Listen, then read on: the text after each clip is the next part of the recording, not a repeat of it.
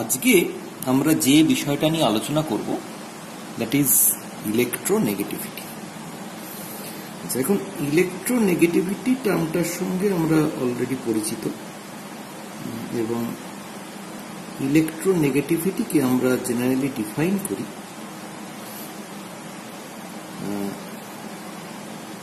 the ability to attract a bonded pair of electron towards itself by an atom. তার মানে কোনো একটা atom the bonded pair of electron কে নিজের দিকে attract করার যে ক্ষমতা সেটাকেই আমরা জেনারেলি ইলেকট্রোনেগেটিভিটি হিসেবে ডিফাইন করি। এখন এই ইলেকট্রোনেগেটিভিটিকে কিভাবে মেজার করা যায় সেটার ব্যাপারে আমাদের ডিফারেন্ট থিওরি রয়েছে। এখন এই ডিফারেন্সের কারণটা হচ্ছে এর আগে আমরা যে ধরনের পিরিয়ডিক প্রপার্টিগুলো নিয়ে আলোচনা করেছি দ্যাট ইজ আয়নাইজেশন এনার্জি বা ইলেকট্রন অ্যাফিনিটি, সেক্ষেত্রে আমরা কোনো একটা ইলেকট্রনের উপর ভ্যালেন্স শেলের কোনো একটা ইলেকট্রনের উপর কোনো একটা অ্যাটমের নিউক্লিয়াস তার যে অ্যাট্রাকটিভ ফোর্স তার রেসপেক্টে একটা স্টেবিলাইজেশন বা একটা যে পরিমাণ এনার্জি লাগছে রিমুভ করতে একটা ইলেকট্রনকে বা একটা ইলেকট্রন অ্যাড করতে যে পরিমাণ এনার্জি রিলিজ হচ্ছে সেই জিনিসটা নিয়ে ডিসকাস করেছি। এবং সেখানে কোনো একটা পার্টিকুলার আইসোলেটেড গ্যাসিয়াস অ্যাটমের ক্ষেত্রে কোনো একটা ইলেকট্রনকে রিমুভ করতে বা বাইরে থেকে কোনো একটা ইলেকট্রন অ্যাডিশনাল ইলেকট্রনকে অ্যাড করতে যতখানি এনার্জি প্রয়োজন অথবা যতখানি এনার্জি রিলিজ হবে তার একটা ফিক্সড ভ্যালু রয়েছে। কিন্তু যখনই আমরা কোনো একটা বন্ডেড পেয়ার অফ ইলেকট্রনের কথা কনসিডার করছি তখন সেই বন্ডেড পেয়ার অফ ইলেকট্রনকে কোনো একটা অ্যাটম কতটা অ্যাট্রাক্ট করতে পারবে সেটা শুধুমাত্র তার আর নিজের একদম নিজস্ব প্রপার্টি থাকছে না, রেদার সেটা ডিপেন্ডেন্ট হয়ে পড়ছে তার বন্ডিং পার্টনারের উপর। এখন যেহেতু এটা আর কোনো একটা পার্টিকুলার অ্যাটমের নিজস্ব প্রপার্টি থাকছে না, ফলত তাকে অ্যাবসলিউট ওয়েতে মেজার করাটাও সম্ভব হচ্ছে না এবং ফলত বিভিন্ন জন সেই প্রপার্টিটাকে বিভিন্নভাবে মেজার করার জন্য বিভিন্ন ওয়ে আউট দেখিয়েছে। তো আমরা ইলেকট্রোনেগেটিভিটি এটা মেজার করার জন্য বা এটাকে কোয়ান্টিফাই করার জন্য প্রথম যে অ্যাপ্রোচটা ইউজ করি, প্রথম যিনি অ্যাপ্রোচটা দেন that is due to Pauling. So first one is due to Pauling এবং সেই স্কেলটাকে আমরা বলি Pauling scale.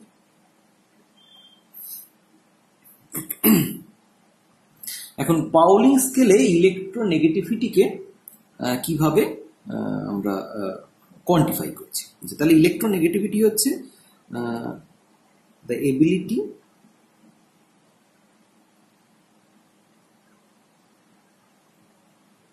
of an atom to attract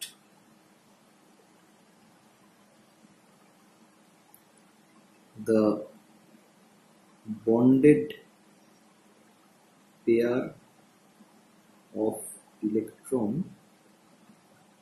towards itself.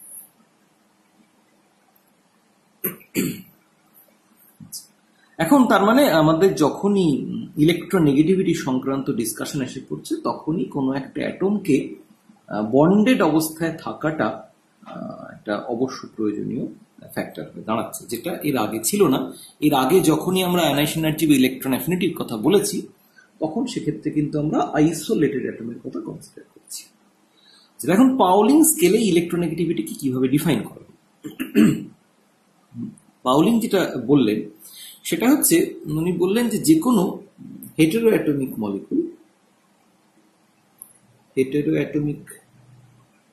Molecule is more stable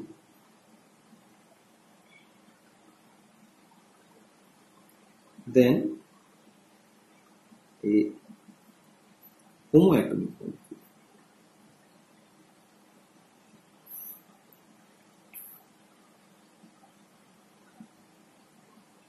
এখন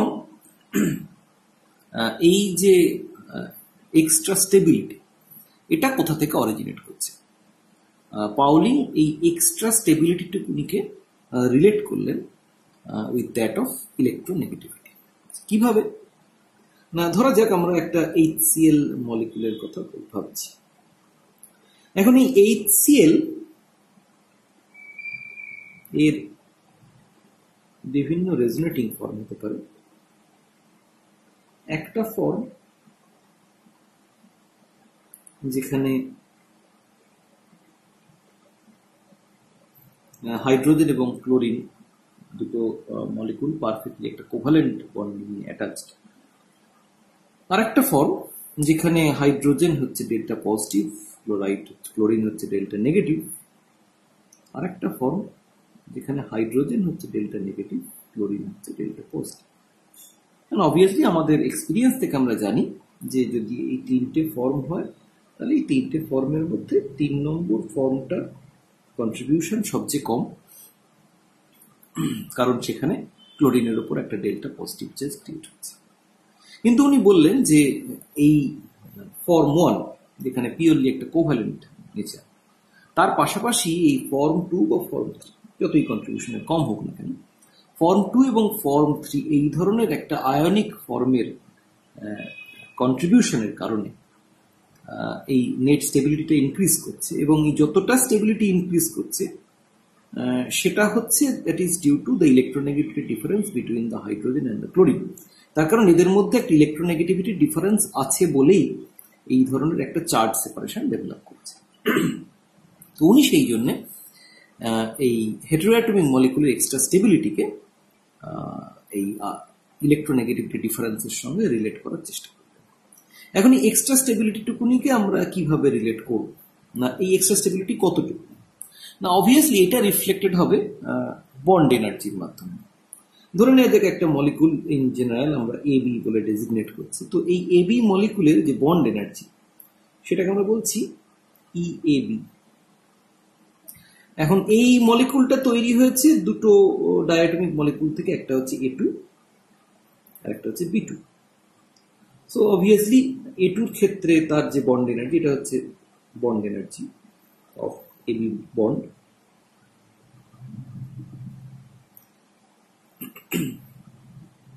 A2 molecular bond energy EAA,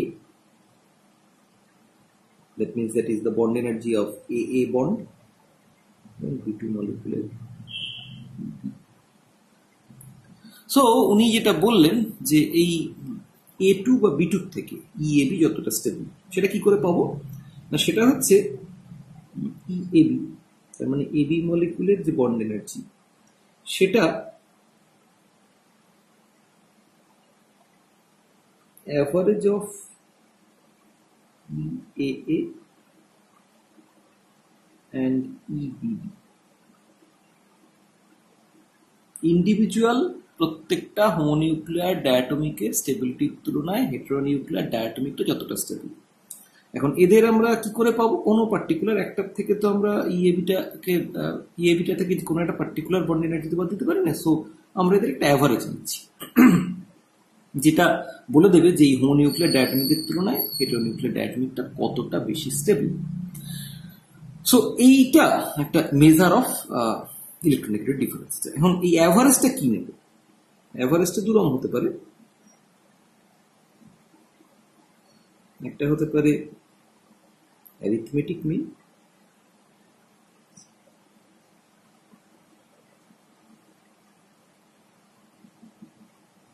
একটা হতে পারে অ্যারিথমেটিক মিন, একটা হতে পারে geometric.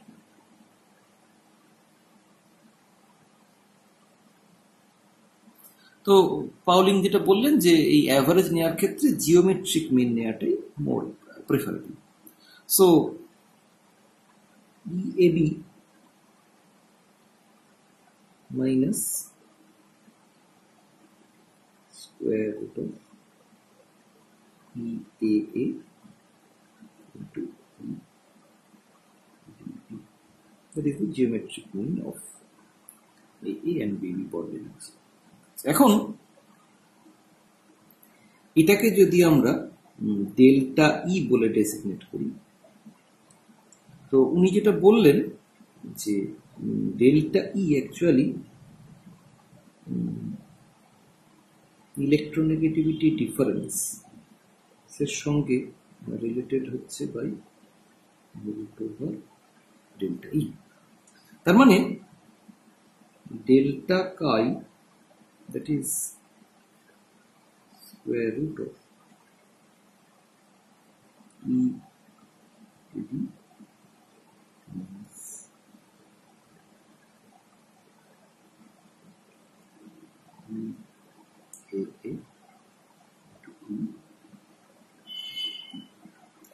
whether it is a proportional.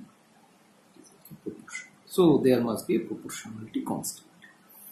এখন এই ডেল্টা কাই বলতে আমরা কি বোঝাচ্ছি না, that is the difference of electronegativity between the molecule atom A and B.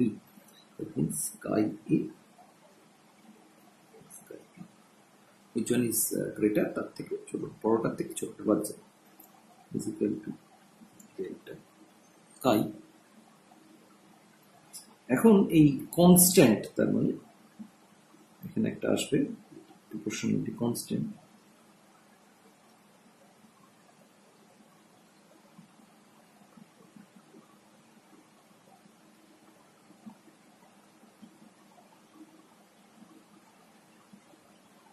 So এইরকম একটা এক্সপ্রেশন উনি দিলেন। এখন এখানে একটা ব্যাপার চলে আসছে। প্রথম কথা, যেহেতু আমরা এখানে বন্ড এনার্জির রেসপেক্টে এই ইলেকট্রোনেগেটিভ ডিফারেন্সটাকে আমরা রিপ্রেজেন্ট করতে চাইছি, সো তার মানে কনস্ট্যান্টটা সেটা কিছুটা ইউনিট ডিপেন্ডেন্ট হয়ে পড়বে। তার কারণ আমরা বন্ড এনার্জিকে যে কোনো একটা টার্মস আমরা রিপ্রেজেন্ট করতে পারি, আইদার কিলো ক্যালোরি পার মোল বা কিলো জুল পার মোল। সো সেই অনুযায়ী যেটা দেখতে পাওয়া গেল যে আমাদের এই কনস্ট্যান্টের দুটো ভ্যালু হতে পারে। সো কনস্ট্যান্টের ভ্যালু হবে 0.208 when bond energy is expressed in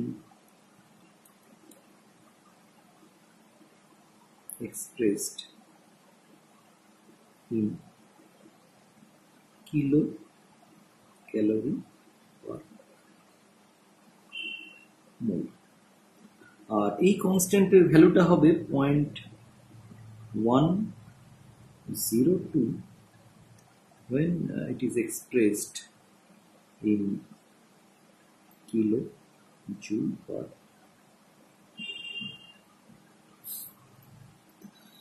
এখনো একটা প্রবলেম রয়ে গেছে, সেটা হচ্ছে যে আমরা এখানে যে জিনিসটা পেয়েছি that is chi A chi B, এদের ডিফারেন্সটা আমরা কোনো একটা ভ্যালু পেয়েছি,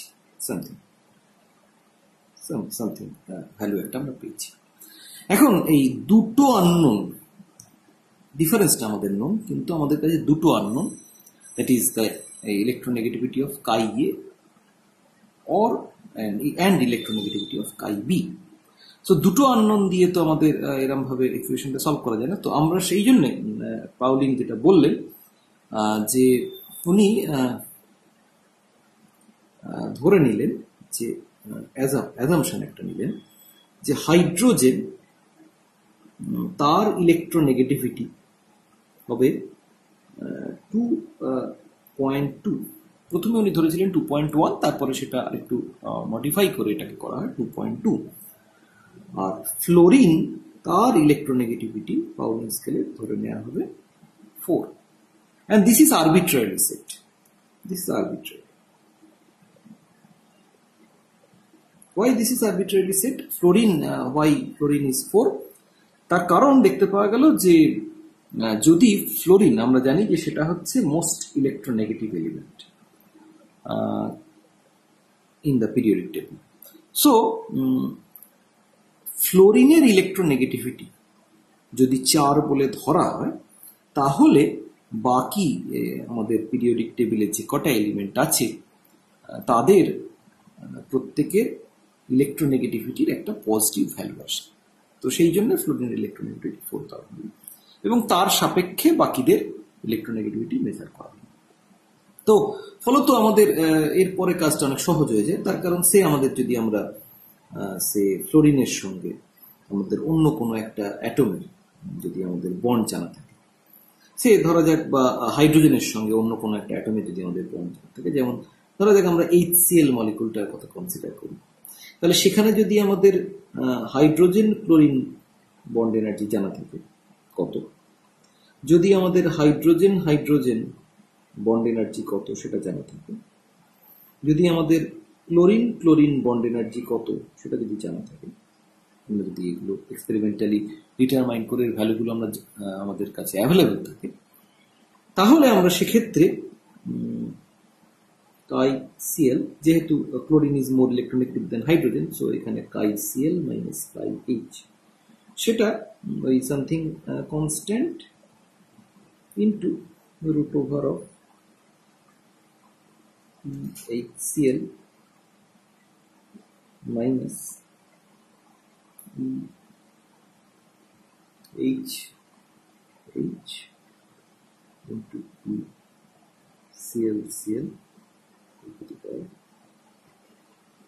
সো যেহেতু এই ভ্যালুগুলো আমাদের নোন এবং কোন কোন ইউনিটে আমরা এই বন্ড এনার্জিটা রিপ্রেজেন্ট করেছি তার রেসপেক্টে যেহেতু আমাদের কনস্ট্যান্ট কত হবে সেটাও নোন, এবং আমরা যেহেতু এখানে একটা value at least H, it is 2.2, সেটা আমরা জানা আছে, সো তার ফলে তার রেসপেক্টে আমরা KCl কত সেটা ক্যালকুলেট করতে পারব। তো এইভাবে আমরা পাউলিং স্কেলে বিভিন্ন এলিমেন্টের ইলেকট্রোনেগেটিভিটি কত দাঁড়াবে সেটা ক্যালকুলেট করতে পারি। তো এইভাবে পাউলিং স্কেলে আমরা কোনো একটা এলিমেন্টের ইলেকট্রোনেগেটিভিটি ক্যালকুলেট করতে পারি, কিন্তু তার প্রি রিকুইজিট অতি অবশ্যই তার কোনো একটা কম্পাউন্ডে কোনো একটা কম্পাউন্ড ফর্ম করতে হবে, এবং সেই কম্পাউন্ডে তাদের যে বন্ড এনার্জিগুলো সেগুলো জানা থাকতে হবে।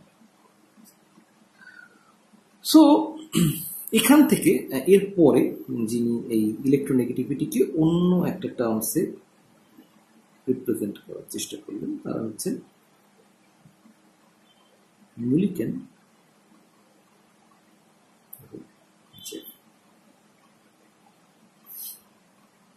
তারা স্পেকট্রোস্কোপিক বিভিন্ন ফাইন্ডিংস এর ওপর এই ইলেকট্রোনেগেটিভিটিকে ডিফাইন করার চেষ্টা করেন। এখন অ্যাকর্ডিং টু মুলিকেন এবং জ্যাফে, তারা যেটা বললেন যে কোনো একটা এলিমেন্ট তার আউটার মোস্ট শেল থেকে ইলেকট্রন রিমুভ করার জন্য যে পরিমাণ এনার্জি লাগে সেটাকে আমরা আয়নাইজেশন এনার্জি বলে জানি। এখন কোনো একটা এলিমেন্টকে কোনো একটা এলিমেন্টের আয়নাইজেশন এনার্জি যত বেশি হবে, তার মানে দ্যাট ইন্ডিকেটস যে তার আউটার মোস্ট শেলের উপর নিউক্লিয়াসের অ্যাট্রাকটিভ ফোর্স বেশি। এখন নিউক্লিয়াসের অ্যাট্রাকটিভ ফোর্স যদি আউটার মোস্ট শেলের ইলেকট্রনের উপর বেশি হয়, তাহলে অবভিয়াসলি বন্ডেড পেয়ার অফ ইলেকট্রনের উপরেও নিউক্লিয়াসের অ্যাট্রাকটিভ ফোর্স বেশি হবে। আবার উল্টো দিকে আমরা যদি ইলেকট্রন অ্যাফিনিটির কথা ভাবি, তাহলে সেখানে আমরা একটা অ্যাডিশনাল ইলেকট্রনকে অ্যাড করছি in favour of nuclear attractive force. তাহলে একটা ইলেকট্রনকে অ্যাড করার সময় যত বেশি এনার্জি রিলিজ হবে, তার মানে ইলেকট্রন অ্যাফিনিটি কোনো একটা এলিমেন্টের যত বেশি হবে, তার মানে in favour of nuclear attraction ওই ইলেকট্রনটা অ্যাড করারও তত ইজিয়ার। দ্যাট অলসো ইন্ডিকেট যে আউটার মোস্ট শেলে ইলেকট্রনের উপর নিউক্লিয়াসের অ্যাট্রাকটিভ ফোর্স বেশি বলেই সেখানে বেশি এনার্জি রিলিজ হচ্ছে, এবং যেখানে অ্যাট্রাকটিভ ফোর্স বেশি হবে অবভিয়াসলি সেখানে আউটার মোস্ট শেল ইলেকট্রনের উপর যেখানে অ্যাট্রাকটিভ ফোর্স বেশি হবে, অবভিয়াসলি সেখানে বন্ডেড পেয়ার অফ ইলেকট্রনের উপর অ্যাট্রাকটিভ ফোর্সও বেশি। ফলত মুলিকেন এবং জ্যাফে তারা কোনো একটা এলিমেন্টের ভ্যালেন্স শেলের ইলেকট্রনের আয়নাইজেশন এনার্জি বা ইলেকট্রন অ্যাফিনিটি তাদের অ্যাভারেজকে কোনো একটা এলিমেন্টের ইলেকট্রোনেগেটিভিটি বলে ডিফাইন করলেন। সো অ্যাকর্ডিং টু মুলিকেন জ্যাফে স্কেল, তারা বললেন কোনো একটা অ্যাটমের ইলেকট্রোনেগেটিভিটি হচ্ছে সেই অ্যাটমের ভ্যালেন্স শেলের ইলেকট্রন আয়নাইজেশন এনার্জি এবং ভ্যালেন্স শেলের ইলেকট্রন অ্যাফিনিটির অ্যাভারেজ। সো এই আয়নাইজেশন এনার্জি এবং ইলেকট্রন অ্যাফিনিটি সেটা কিন্তু আমাদের ইন্ডিভিজুয়াল অ্যাটম যেটা আমরা দেখেছি সেটা না, এটা ভ্যালেন্স শেলের ইলেকট্রন অ্যাফিনিটি এবং আয়নাইজেশন এনার্জি এবং তাদের অ্যাভারেজ। সো পাউলিং স্কেল থেকে মুলিকেন জ্যাফের স্কেলে এসে একটা ডিফারেন্স দেখতে পাওয়া গেল, সেটা হচ্ছে আগের ক্ষেত্রে কোনো একটা এলিমেন্টের যে আমরা ইলেকট্রোনেগেটিভিটির ভ্যালু পাচ্ছিলাম সেটা অনেকটা আরবিট্রারি ছিল, যেহেতু ফ্লোরিন এবং হাইড্রোজেনের যে ইলেকট্রোনেগেটিভিটি দুটো আমরা ধরে নিয়েছিলাম সেটা আরবিট্রারিলি সেট করা হয়েছিল। কিন্তু এখানে আমরা এই আয়নাইজেশন এনার্জি এবং ইলেকট্রন অ্যাফিনিটির যে ভ্যালু দুটো পাচ্ছি সেটা এক্সপেরিমেন্টালি ডিটারমিনেট কোয়ান্টিটি। সো ফলত এখানে এটা কিন্তু একটা ডিটারমিনিস্টিক ভ্যালু পাওয়া গেল এবং সেটা কিন্তু আমাদের এক্সপেরিমেন্টালি ডিটারমাইন করা যায় এরকম একটা কোয়ান্টিটি থেকে আমরা পেতে পারি। সো তার ফলে মুলিকেন জ্যাফে স্কেলে আমাদের ইলেকট্রোনেগেটিভিটি যে ভ্যালুটা পাবো আমরা সেটা হচ্ছে এই আয়নাইজেশন এনার্জি এবং ইলেকট্রন অ্যাফিনিটি অ্যাভারেজ। থার্ড যে স্কেলটা আমাদের কাছে পরিচিত, so that is due to Eldred and Roche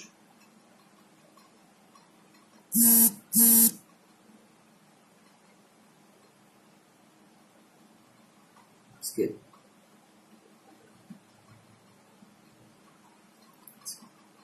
তারা আবার এই ইলেকট্রোনেগেটিভিটিকে একটু অন্যভাবে ডিফাইন করার চেষ্টা করে। তারা ডাইরেক্টলি এই ইলেকট্রোনেগেটিভিটিকে force of attraction of the nucleus on the outermost electron or the valence shell, তার উপর যে অ্যাট্রাকটিভ ফোর্স তার রেসপেক্টে ইলেকট্রোনেগেটিভিটিকে ডিফাইন করার চেষ্টা করি। এখন কোন একটা ইলেকট্রনের ভ্যালেন্স শেলে ইলেকট্রনের উপর যে অ্যাট্রাকটিভ ফোর্স নিউক্লিয়াস এক্সার্ট করে আমরা জানি that is governed by Coulomb's law of attraction, এবং সেটা হচ্ছে চার্জের গুণফলের সমানুপাতিক এবং দূরত্বের বর্গের ব্যাসে। এখন এই ক্ষেত্রে আমরা যেটা দেখতে পাচ্ছি যে যে দুটো চার্জ পার্টিকেলের মধ্যে ইন্টারঅ্যাকশন আমরা কনসিডার করছি, একটা হচ্ছে নিউক্লিয়াস, একটা হচ্ছে ইলেকট্রন। সো নিউক্লিয়াসের যে চার্জ অফ নিউক্লিয়াস যদি কোনো একটা অ্যাটমের অ্যাটমিক নাম্বার জেড হয়, তাহলে জেড সংখ্যক প্রোটনের চার্জ হচ্ছে জেড ইন্টু ই, যেহেতু প্রত্যেকটা প্রোটনের চার্জ ইলেকট্রনের চার্জের সমান বাট অপোজিট। সো নিউক্লিয়াসের চার্জ হচ্ছে জেড ই আর ইলেকট্রনের চার্জ হচ্ছে ই। সো তার ফলে জেড ওয়ান জেড টুর জায়গায় একটা জায়গায় আমরা বসাতে পারি জেড ই, একটা জায়গায় ই। তো অ্যাকর্ডিং টু Eldred-Roche স্কেল সেখানে যেটা বলা হলো this is Z E into E by R square, where r is the r covalent, that is the radius of the covalently bonded atom.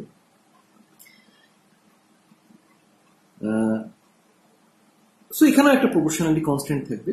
So proportionally কনস্ট্যান্টটা আমরা দেখতে পাই যে this is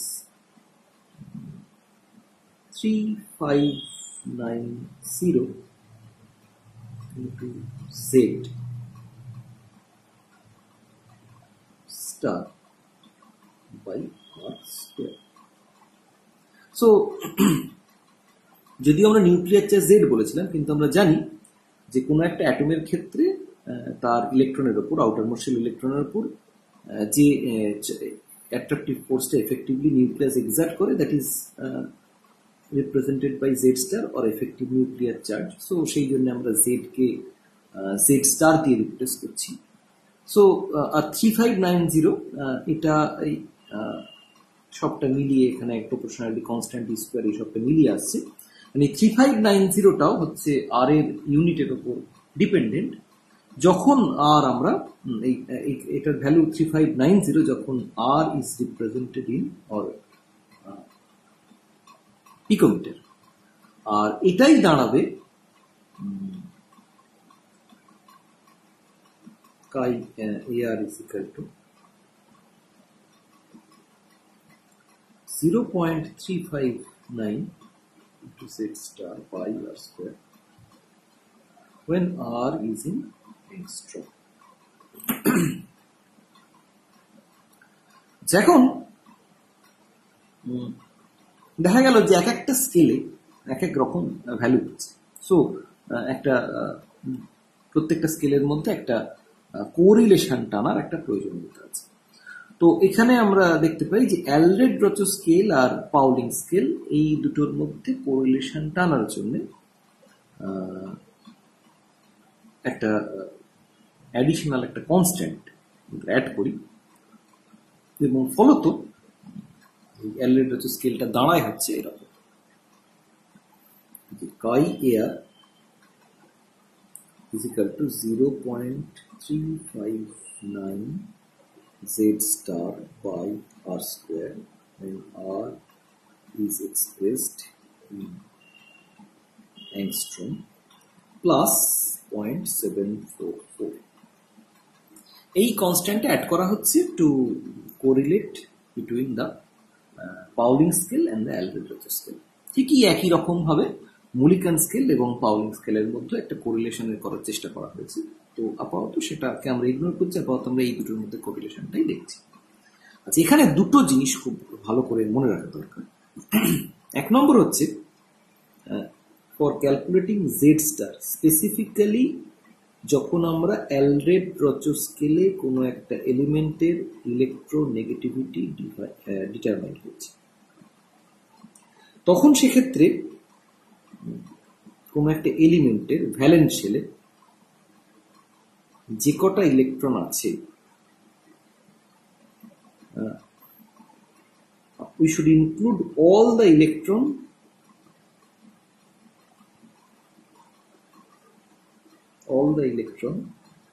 in the calculation of Z star.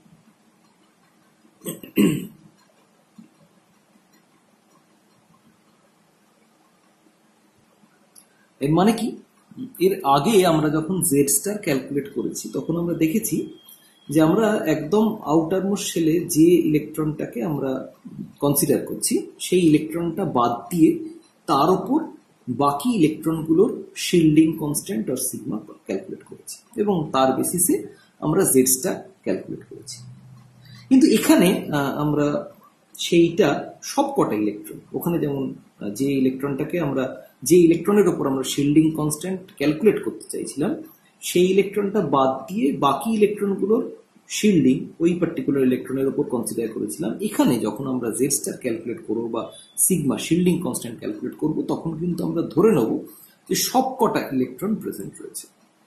তার কারণ হচ্ছে এটাকে ব্যাপারটা এভাবে দেখা হয়, ধরা যাক আমরা একটা ক্লোরিন বন্ডের কথা বলছি। সো ক্লোরিনের ইলেকট্রনিক কনফিগারেশন হচ্ছে 1s2 2s2 2p6 3s2 3p5।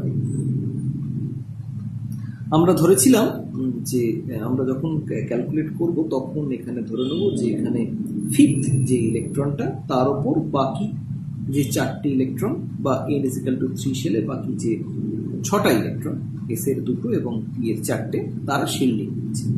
তো সেই অনুযায়ী 6 × 0.35 এভাবে জেড স্টার ক্যালকুলেট করি। তার মানে জেড স্টারের ক্যালকুলেশনটা ছিল হচ্ছে অনেকটা এরকম যে 6 × 0.3 সিগমার ক্যালকুলেশনটা ছিল অনেকটা এরকম 6 × 0.35 প্লাস 8 × 0.85 প্লাস 2 × 1। কিন্তু যখন অ্যালরেড-রচো স্কেলে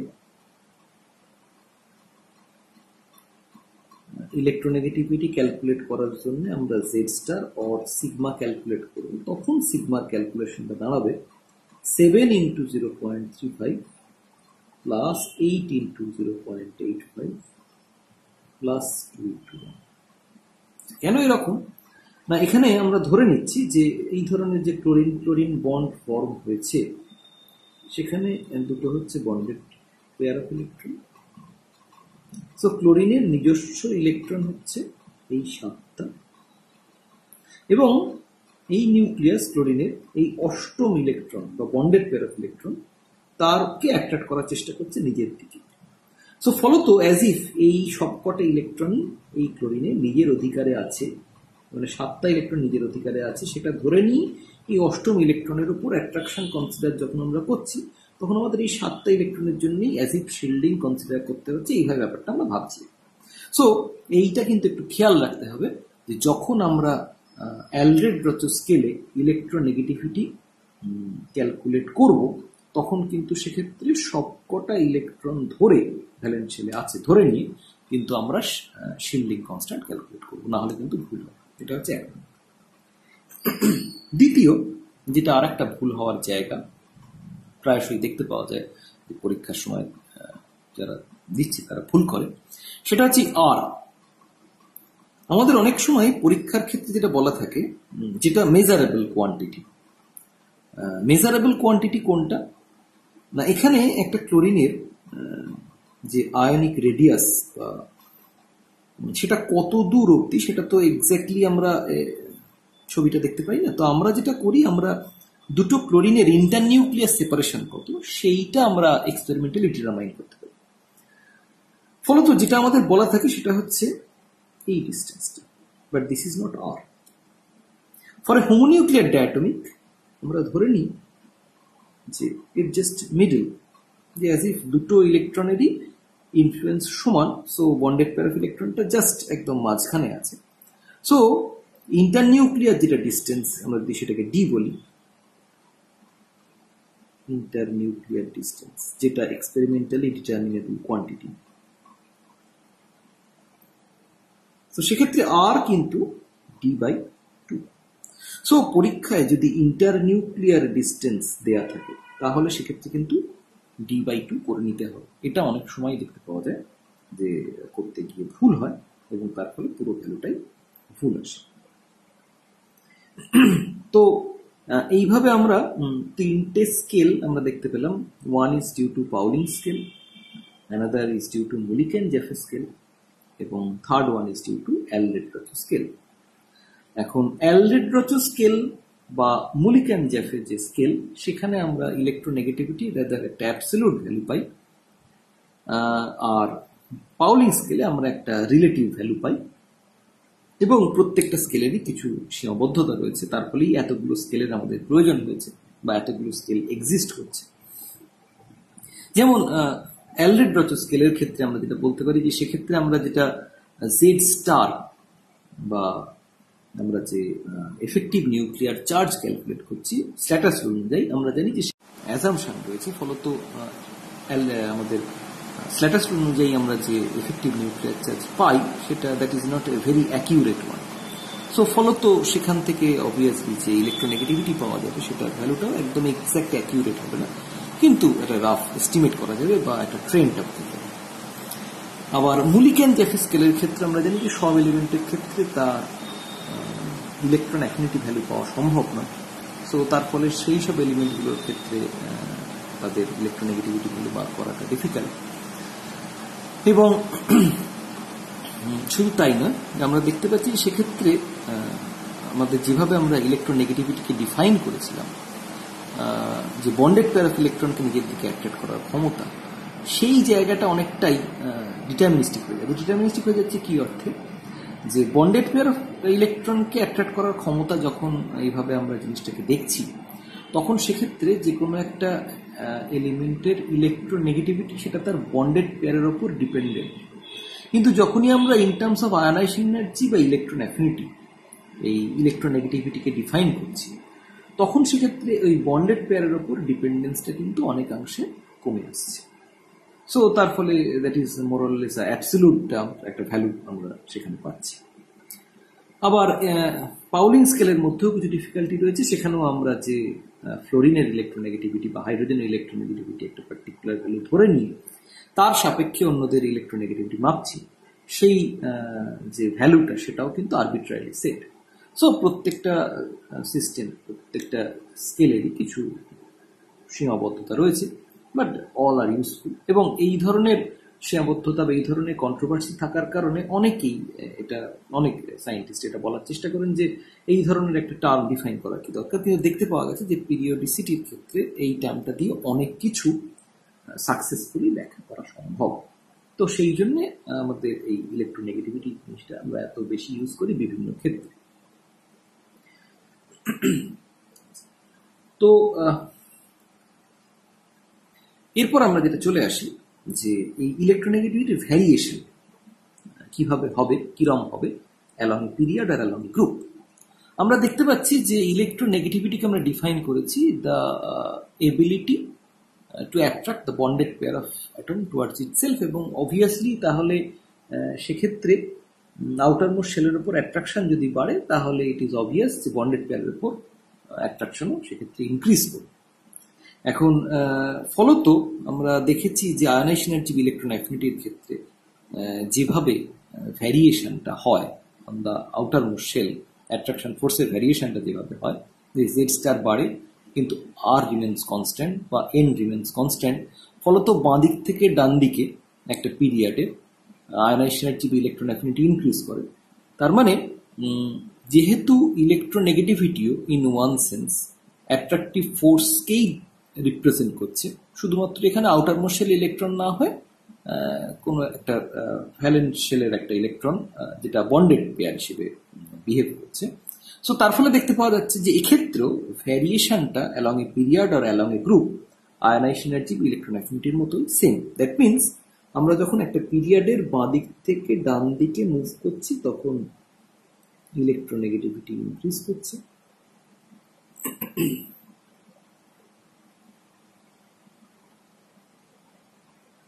আর যখন উপর থেকে নিচের দিকে নামছি তখন ডিক্রিজ করছে, তার মানে উপরের দিকে ইনক্রিজ করছে একটা গ্রুপের। সো ট্রেন্ডটা আমাদের আয়নাইজেশন এনার্জি ইলেকট্রন অ্যাফিনিটির মতোই সেম।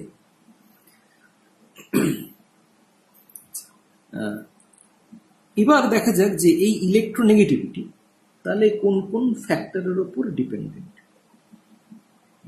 তার কারণ আগের আমরা একটা আইসোলেটেড অ্যাটম নিয়ে কাজ করেছিলাম আয়নাইজেশন এনার্জি বা ইলেকট্রন অ্যাফিনিটির ক্ষেত্রে, এখানে যেহেতু আর আইসোলেটেড অ্যাটম নয় ফলত তার এনভায়রনমেন্টের উপরে কোনো একটা অ্যাটমের এই প্রপার্টিটা ডিপেন্ডেন্ট হয়ে পড়বে, দিস ইজ অবভিয়াস। সো তার ফলে আমরা দেখি যে দ্য ডিপেন্ডেন্স অফ ইলেকট্রোনেগেটিভিটি।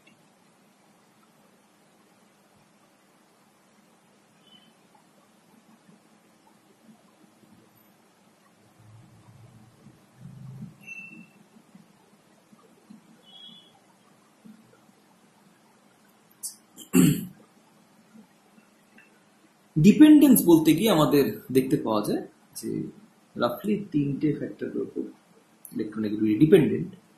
আচ্ছা, এখানে আর একটা জিনিস বলে রাখি, এই তিনটে স্কেল ছাড়াও আরো কিছু স্কেল রয়েছে, তার মধ্যে একটি স্কেল আমরা পরের দিন পড়ব। আপাতত আমরা এইটা থেকে একটু ডেভিয়েট করে যাই স্কেল থেকে। আচ্ছা, ডিপেন্ডেন্স আমরা চলে আসি। ডিপেন্ডেন্স অফ ইলেকট্রোনেগেটিভিটি আমরা দেখতে পাই যে তিনটে জিনিসের উপর ইলেকট্রোনেগেটিভিটি জেনারেলি ডিপেন্ডেন্ট। এক নম্বর হচ্ছে hybridization of the central atom বা যে অ্যাটমটা আমরা ইলেকট্রোনেগেটিভিটি কনসিডার করছি। দু নম্বর হচ্ছে অক্সিডেশন স্টেট।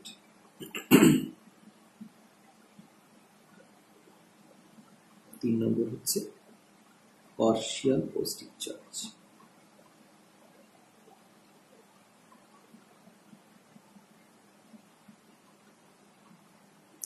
আচ্ছা, কিভাবে আমরা এই ডিপেন্ডেন্সটা দেখাচ্ছি না, প্রথমে আমাদের বলা হচ্ছে হাইব্রিডাইজেশন।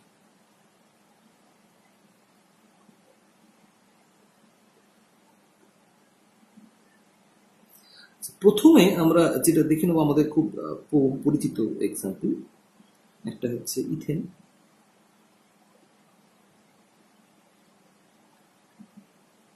একটা হচ্ছে ইথিলিন, একটা হচ্ছে অ্যাসিটিলিন।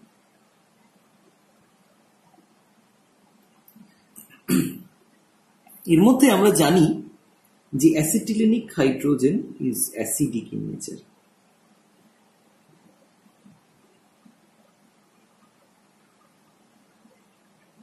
অ্যাসিডিক ইন নেচার, এবং এটাকে সোডিয়াম দিয়ে রিপ্লেস করা সম্ভব। দ্যাট মিনস অ্যাসিটিলাইট ফর্ম করা সম্ভব।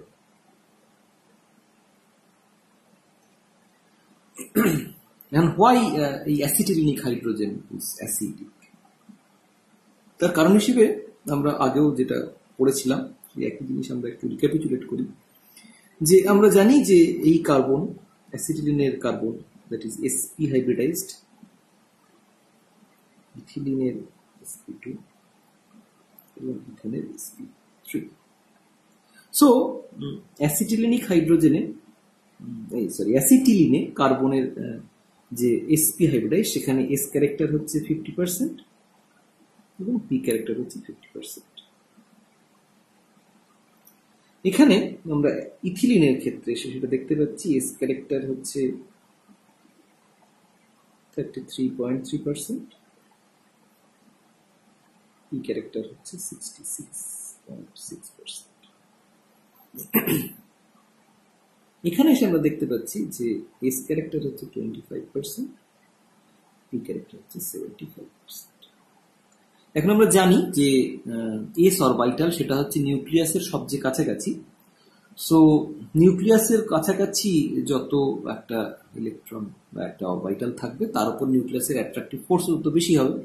তার মানে আমরা জানি যে যেখানে এস ক্যারেক্টার বেশি, তাহলে সেই অরবিটালের ইলেকট্রনের উপর নিউক্লিয়াসের অ্যাট্রাকটিভ ফোর্সও বেশি। ফলত আমরা বলতে পারি যে এখানে যেহেতু অ্যাসিটিলিনের কার্বন sp হাইব্রিডাইজড, ফলত বন্ডেড পেয়ার অফ ইলেকট্রন সেখানে নিউক্লিয়াসের সবচেয়ে কাছাকাছি রয়েছে, বা সেই ইলেকট্রনের উপর নিউক্লিয়াসের অ্যাট্রাকটিভ ফোর্স সবচেয়ে বেশি কম্পেয়ার টু ইথিলিন এবং ইথেন, কারণ এস ক্যারেক্টার ক্রমশ কমে আসছে। ফলত বন্ডেড পেয়ার অফ ইলেকট্রন কার্বনের দিকে অনেকাংশে মুভ করে গেছে, এবং ফলত যেটা দেখতে পাওয়া যাচ্ছে যে অ্যাসিটিলিনের যে কার্বন হাইড্রোজেন বন্ডের যে বন্ডেড পেয়ার, সেটা কার্বনের দিকে মুভ করে যাওয়ার কারণে কার্বন এনটা হয়ে গেছে ডেল্টা নেগেটিভ এবং হাইড্রোজেন এনটা হয়ে গেছে ডেল্টা পজিটিভ, এবং ফলত এই হাইড্রোজেনটাকে ইজিলি রিপ্লেস করা সম্ভব বাই দ্য বেস। সো ফলত সেখান থেকে আমরা দেখতে পাচ্ছি যে এখানে এই ধরনের অ্যাসিটিলাইট ফর্ম করা সম্ভব হচ্ছে, যেটা কিন্তু এদের ক্ষেত্রে সম্ভব হচ্ছে না। এবং তার ফলে আমরা দেখতে পাচ্ছি তার মানে এই হাইব্রিডাইজেশনের উপর এস ক্যারেক্টার যত ইনক্রিজ করছে তত কিন্তু অ্যাসিডিক ক্যারেক্টার ইনক্রিজ করছে, বা কার্বনের এস ক্যারেক্টার যত ইনক্রিজ করছে, যে অরবিটালটা ইউজড হচ্ছে ফর বন্ডিং উইথ হাইড্রোজেন, তার এস ক্যারেক্টার যত ইনক্রিজ করছে তত কিন্তু তার ইলেকট্রোনেগেটিভিটি বাড়ার ফলেই এই অ্যাসিডিটি ইনক্রিজ করছে হাইড্রোজেন।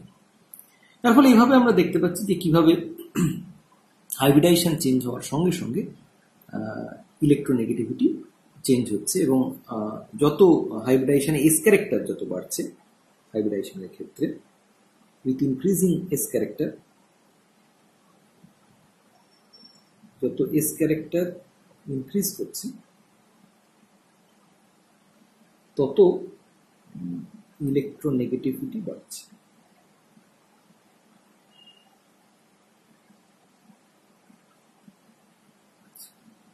এই গেল হাইব্রিডাইজেশন। 2 নম্বর আমরা যেটা বলেছি দ্যাট ইজ অক্সিডেশন স্টেট।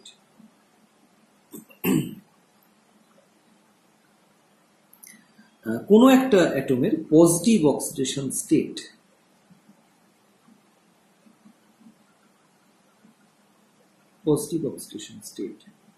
যত ইনক্রিজ করবে, তার মানে তার উপর পজিটিভ চার্জ ডেন্সিটি তত বাড়বে, এবং ফলত সেই অ্যাটমের ইলেকট্রন অ্যাকসেপ্ট করার টেন্ডেন্সি তত বাড়বে। দ্যাট মিনস ইলেকট্রো নেগেটিভিটিও ইনক্রিজ করবে।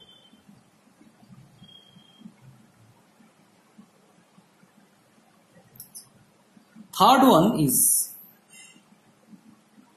partial positive charge. এটা অনেকাংশে অক্সিডেশন স্টেটের মতোই। আমরা অনেক ক্ষেত্রে দেখি যে ডিস্টিংক্ট প্লাস বা মাইনাস চার্জ কোনো একটা অ্যাটমের উপর ক্রিয়েট হচ্ছে না ডিউ টু কোভ্যালেন্ট ক্যারেক্টার, কিন্তু তার উপর কোনো কারণে একটা পজিটিভ চার্জ ক্রিয়েট হয়েছে, সেটা বিভিন্ন কারণে হতে পারে। এবং যত positive charge, partial positive charge যত কোনো একটা অ্যাটমের উপর ইনক্রিজ করবে, তত সেই অ্যাটমের যেহেতু ইলেকট্রন অ্যাকসেপ্ট করার আর অ্যাট্রাক্ট করার ক্ষমতা বাড়বে, ফলত তার ইলেকট্রন নেগেটিভিটিও ইনক্রিজ করবে। তো তারপরে আমরা দেখতে পাচ্ছি যে এই ফ্যাক্টরগুলোর উপরে ইলেকট্রোনেগেটিভিটি ডিপেন্ডেন্ট। তার মানে আমরা বলতে পারি যে ইলেকট্রোনেগেটিভিটি একই অ্যাটমের ক্ষেত্রে ইলেকট্রোনেগেটিভিটি কিন্তু compound to compound, molecule to molecule vary করে যাবে। আমরা আয়নাইজেশন এনার্জি বা ইলেকট্রন অ্যাফিনিটির ক্ষেত্রে বলেছিলাম যে those are independent of any other atom, কারণ সেখানে আমরা একটা আইসোলেটেড গ্যাসিয়াস অ্যাটমের ক্ষেত্রে এই প্রপার্টিগুলো কনসিডার করেছিলাম। কিন্তু এক্ষেত্রে কিন্তু ব্যাপারটা তা থাকছে না।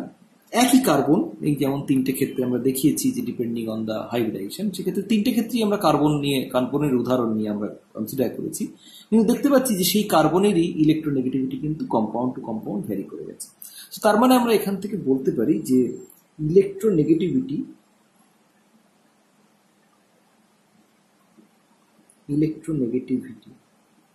it is not an invariant property. এমন নয় যে পারিপার্শ্বিকের উপর ডিপেন্ডেন্ট নয়। It's not an invariant property.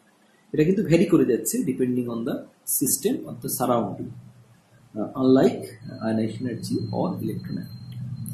So এবং সেগুলো কিসের ওপর ডিপেন্ড করছে না, সেগুলো হাইব্রিডাইজেশনের উপর ডিপেন্ড করছে, সেটা অক্সিডেশন স্টেটের উপর ডিপেন্ড করছে, সেটা পার্শিয়াল পজিটিভ চার্জের উপর ডিপেন্ড করছে, এরকম আরও কিছু ফ্যাক্টর থাকতে পারে যেগুলোর উপর ইলেকট্রোনেগেটিভিটি ডিপেন্ড করছে।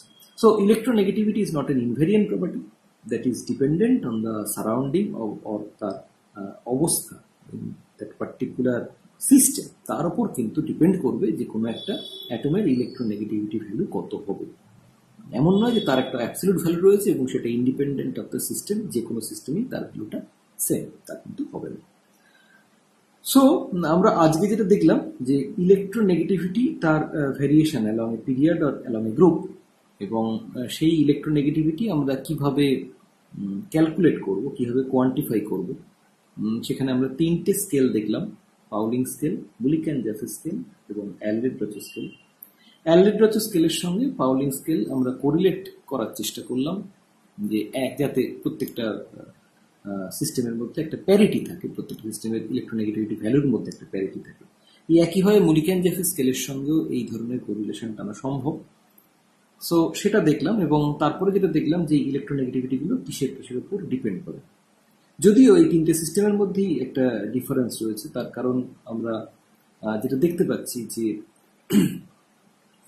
যখন আমরা পাউলিং স্কেলে ইলেকট্রোনেগেটিভিটি ক্যালকুলেট করছি তখন সেখানে ইউনিট হচ্ছে energy to the power half, whereas যখন আমরা মুলিক-অ্যান্ড স্কেলে ইলেকট্রোনেগেটিভিটি ডিফাইন করছি তখন আমরা দেখছি সেখানে that is energy unit.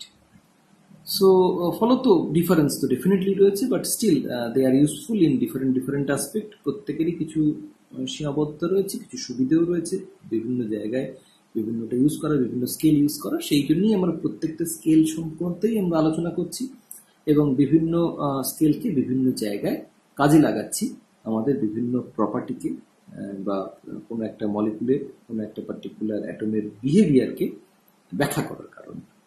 So আজকে আমরা এইটুকুনি এখানেই শেষ করব।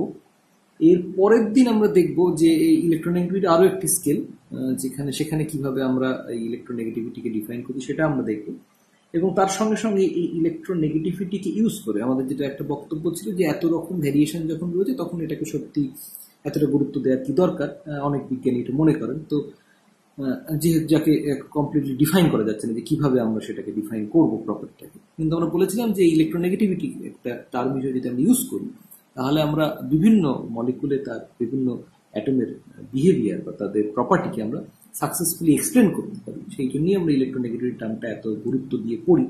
তো আমরা দেখবো সেরকম বিভিন্ন রিয়াকশনের ক্ষেত্রে এই ইলেকট্রোনেগেটিভিটি কিভাবে তার রিয়াক্টিভিটিকে ইনফ্লুয়েন্স করে সেই জায়গাটা। সো আজকের মতো এখানেই আমাদের ক্লাস শেষ।